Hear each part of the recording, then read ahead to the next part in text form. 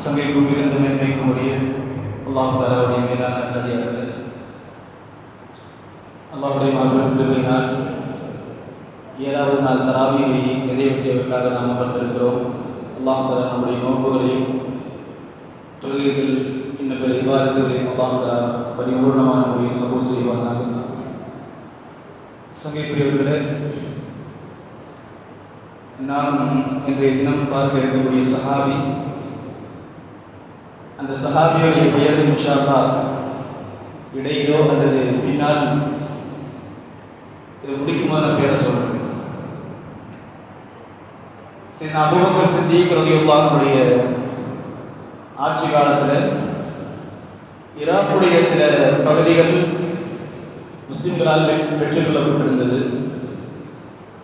அப்படி வெற்றி கொள்ளப்பட்ட பகுதிகளுக்கு பின்னால் அபூபக்கர் சித்திக் ரலியல்லாஹு அன்ஹுடைய மறைவுக்கு பிறகு சரி உமர் ரலியல்லாஹு அன்ஹு ஆட்சிக்கு வர்றாங்க.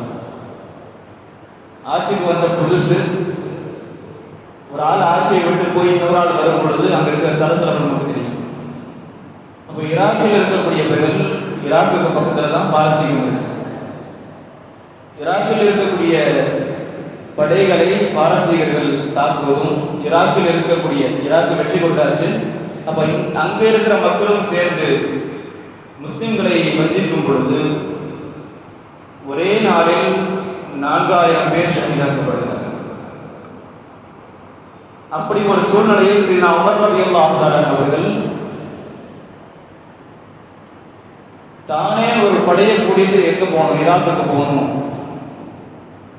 இப்படி செஞ்சது தப்பு அப்படின்னு கோபத்தோட கிளம்பும் பொழுது சீனா அலி ரலியல்லாஹு அன்ஹு அவர்களை மதீனாவுடைய பொறுப்பாளராக நியமித்து விட்டு புறப்பட்டு செல்கிறார்கள். போகிற வழியிலேயே சீனா அப்துல் ரஹ்மான் பின் அவுஃப் ரலியல்லாஹு அன்ஹு நிறுத்தி சொல்றாங்க, நீங்க போறது சரி கிடையாது. நீங்க போய் உங்களுக்கு ஏதாச்சும் ஆச்சு அப்படின்னா பின்னாடி உங்களை பார்க்கறதுக்கு ஆள் இருக்காது. ஏற்கனவே அங்க குழப்பம் இருக்குது. இப்போ இருக்கிற ஹலீஃபாவே நீங்க போயிட்டீங்க, உங்களுக்கு ஏதாச்சும் ஆச்சு அப்படின்னா பின்னாடி பார்க்கறதுக்கு ஆள் இருக்காது. அதனால நீங்க போக வேண்டாம், ஒரு ஆளை அனுப்பணும் அப்படின்னா. எப்படிப்பட்ட சூழ்நிலை! ஒரே நாள்ல 4000 பேர் ஷஹீதா இருக்கிறாங்க. சூழ்நிலை அங்க எவ்வளவு மோசமா இருக்கும். அப்ப அந்த நேரத்துல நான் யார் அனுப்புறது அப்படின்னு சொல்லி கேட்கும் பொழுது அங்க இருந்த சஹாபாக்கள் அமைதியா இருக்கிறாங்க, யாரும் எதுவும் பேசல. அப்போ உடனே அப்துல் ரஹ்மான் பின் அவுஃப் ரலியல்லாஹு அன்ஹு சொன்னாங்க, எனக்கு ஒரு ஆள் கிடைச்சாரு அப்படின்னு. என் சிந்தனைக்கு ஒரு ஆள் வராரு, அவர் அனுப்பினா கரெக்டா இருக்கும். அது யார் அப்படின்னு கேட்கும் பொழுது அவர்கள் சொன்னார்கள், அல் அஸது ஃபில் பராஃபினி, குகையில் இருக்கக்கூடிய சிங்கம், வீரமான சிங்கம் அப்படின்னு சொல்லி ஒரு சஹாபியோட பேரை சொல்றாங்க. இப்போ இதை கேட்ட உடனே உமர் ரலியல்லாஹு அன்ஹு அவர்களுக்கு பல விஷயங்கள் ஓடுது அந்த சஹாபியை பற்றி. அந்த சஹாபி யார்? இஸ்லாத்துக்கு வந்து சேர்ந்ததுல 7வது நபர், 7வதாக இஸ்லாத்துல வந்து சேர்றாங்க. அது மட்டும் இல்லை,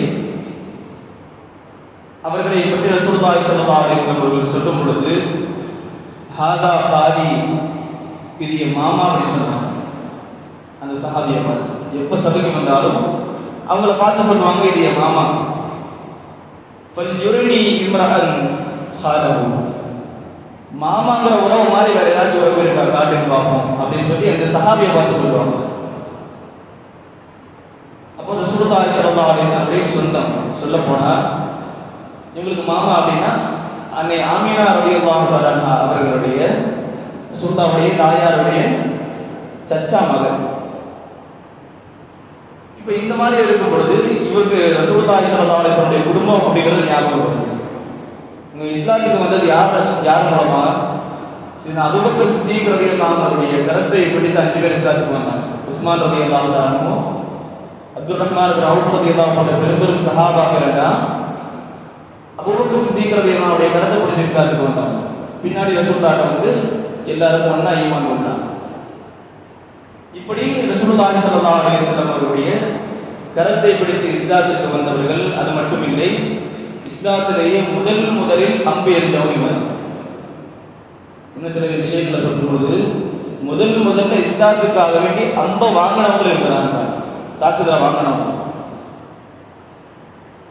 இவர்களை பார்த்து ரசூலுல்லாஹி ஸல்லல்லாஹு அலைஹி வஸல்லம் அவர்கள் ஃபிதாக அபீ வ உம்மி, என்னுடைய தாயும் தந்தையும் உங்களுக்கு அர்ப்பணமாகட்டும் என்று ரசூலுல்லாஹி ஸல்லல்லாஹு அலைஹி வஸல்லம் அவர்கள் இந்த சஹாபியை பார்த்து சொல்றாங்க. அலி ரலியல்லாஹு அன்ஹு சொன்னாங்க, இந்த வார்த்தையை ரசூலுல்லாஹி ஸல்லல்லாஹு அலைஹி வஸல்லம் அவர்கள் வேற எந்த சஹாபிக்கும் எந்த மனிதருக்கும் நான் சொல்லி கேட்டதில்லை.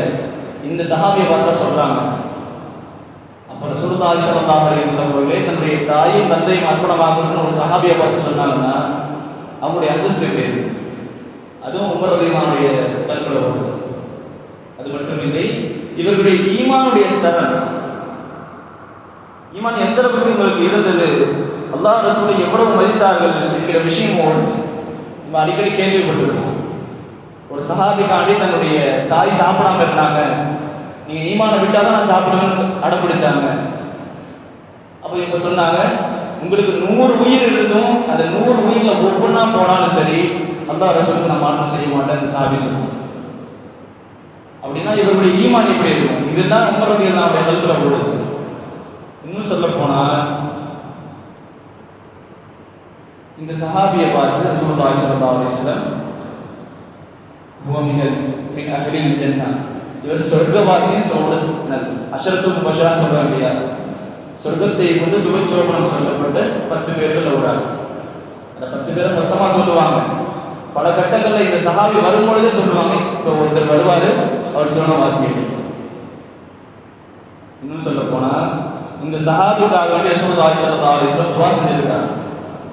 எதுக்கு? இவங்க அன்பெரியும் பொழுது ரசூலுல்லாஹி ஸல்லல்லாஹு அலைஹி வஸல்லம் செஞ்ச துஆ, அல்லாஹும்ம சத்தித் ரம்யதஹு வ அஜிப் தஅவதஹு, யா அல்லாஹ் இவருடைய அன்பெரியக்கூடிய திறமையை இன்னும் மேம்படுத்து, இவர் என்ன துஆ கேட்டாலும் நீ கபூலாக்குன்னு சொல்லுங்க.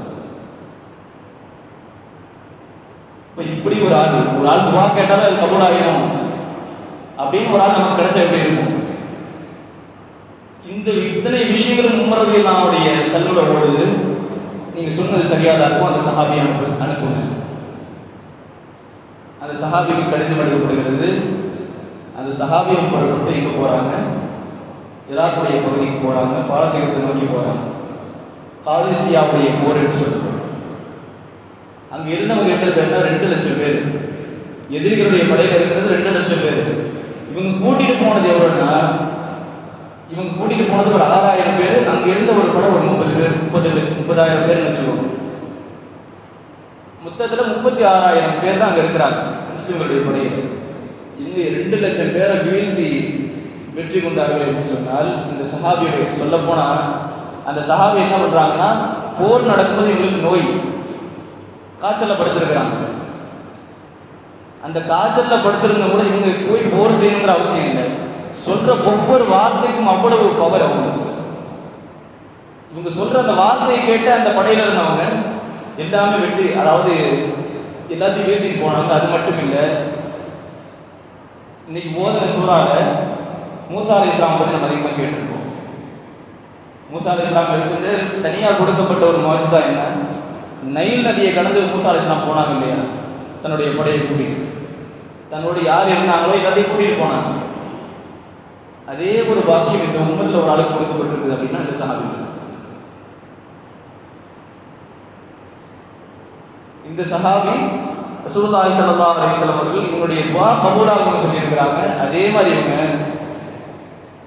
ஈராக்கு பக்கத்தில் இருக்கிற தஜ்லா நதியை தாண்டி போனாதான் மதாயின் பகுதிக்கு போக முடியும். அப்படி இருக்கும் பொழுது சொன்னாங்க, நான் முன்னாடி போறேன். துவா 2 ரக்காத் தொழுது துவா கேட்டாங்க. துவா கேட்டுட்டு சொன்னாங்க, நான் முன்னாடி போறேன், நீங்க பின்னாடியே வாங்க. போனவங்க சொல்றாங்க, நாங்க அதாவது தரையில நடந்து போனா எப்படி இருக்குமோ அதே மாதிரி நாங்க தண்ணீர் நடந்து போனோம். அப்படியானால் இந்த சஹாபியுடைய அந்தஸ்து எந்த அளவுக்கு அல்லாஹ் உயர்த்தி வைத்திருக்கிறான், அந்த சஹாபி எவ்வளவு அந்தஸ்தை பெற்றிருக்கிறார்.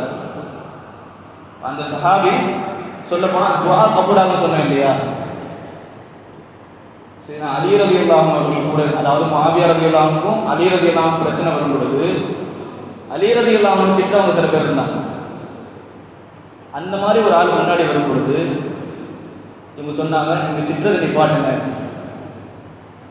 இவங்க ரசூலுல்லாஹி ஸல்லல்லாஹு அலைஹி வஸல்லம் அவர்களை ஆரம்பத்தில் இஸ்லாம் அதாவது ஈமான் கொண்டவங்க, இவங்களை திட்டக்கூடாது, நீ திட்டதை நிப்பாட்ட அப்படின்னாங்க. அப்படி சொல்லும் பொழுது அதாவது திட்டிட்டு நம்ம கேட்குற மாதிரி தெரியல. மறுபடியும் சொன்னாங்க, நீ நிப்பாட்டுறியா நான் துவா செய்வான்னு கேட்டேன். நீ திட்டதை நிப்பாட்டுறியா நான் துவா செய்வான் அப்படின்னு. பதிலுக்கு அவன் திருப்பி கேட்டா, நீங்க நம்ம பெரிய நபின்னு நினைச்சிட்டு இருக்கீங்களோ அப்படின்னு கேட்டான். எனக்கு துவா கேட்டா கபூல் ஆயிடும் அப்படிங்கிற மாதிரி நீங்க பெரிய நபின்னு நினைச்சிட்டு இருக்கீங்களா அப்படின்னு சொல்லி பேசும் பொழுது சஅத் பின் அபீ வக்காஸ் ரலியல்லாஹு தஆலா அவர்கள் 2 ரக்காத் தொழுது துவா செய்றாங்க. யா அல்லாஹ், இவர் யாரை திட்டிட்டு இருக்கிறாரோ எல்லாமே உன்னிடத்துல எவ்வளவு அந்தஸ்துல இருக்காங்கன்னு எனக்கு தெரியும். அந்த அந்தஸ்தின் பொருட்டினால் அவருடைய அந்தஸ்தை மதிக்காமல் இவன் திட்டுறான்.